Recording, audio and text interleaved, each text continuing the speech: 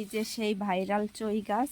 এবার আমরা একটা চইয়ের ডাল নেব, গরুর মাংস রান্না করব। আজকে গরুর মাংস রান্না মজা হবে না?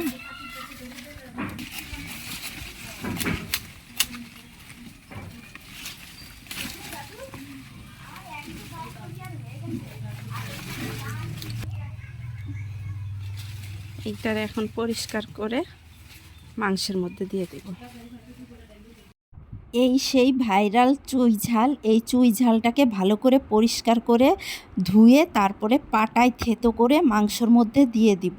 নিজেদের একটা চুই ঝালের গাছ থাকলে আর কি লাগে বলেন, যখন মাংস খাবো তখনই দিতে পারবো। হান্ডি বিফ রান্না করব, রসুন, আস্ত আলু, এই যে হাঁড়ি, এই যে গাছের চুই ঝাল নিছি, আর এই যে মাংস ধুয়ে চড়া দিছি।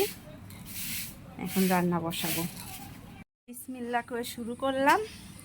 হান্ডি বিফ অনেক দিন ধরে ভিডিও দেখি, খাওয়ার ইচ্ছা ছিল। আজকে কুরবানির মাংস দিয়ে ইচ্ছা পূরণ করে ফেললাম। সব কিছু গোছাই নেওয়া হয়েছে। চই ঝাল, মাংস, আলু, আদা বাটা, রসুন বাটা, জিরা বাটা, আর এইদিকে সব শুকনো মশলা। এটা কি জিরে বাটা, সব পাটায় বাটায় একেবারে তাজা মশলা দিয়ে জিরে বাটা দেওয়া হলো। এবার রসুন বাটা, একেবারে তাজা মশলা দিয়ে সব পাটায় বাটার মশলার আসলে কিন্তু স্বাদই আলাদা। এটা আদা বাটা,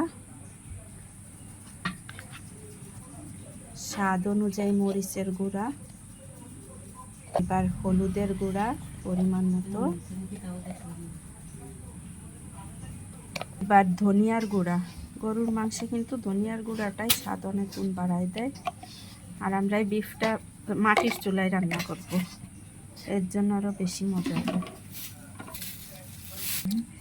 লং, এলাচ, দারচিনি, তেজপাতা সব কিছু একসাথে, কয়েকটা কাঁচামরিচ, পেঁয়াজ,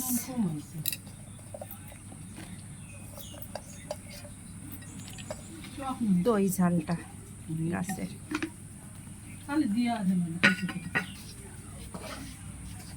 এবার স্বাদ অনুযায়ী লবণ।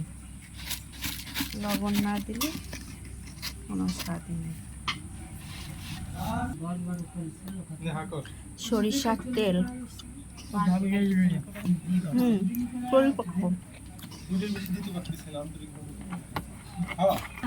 এইবার ভালো করে মাখানো হবে হাতে।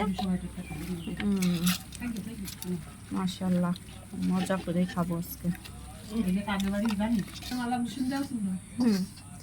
আস্ত রসুন আর কয়েকটা আলু।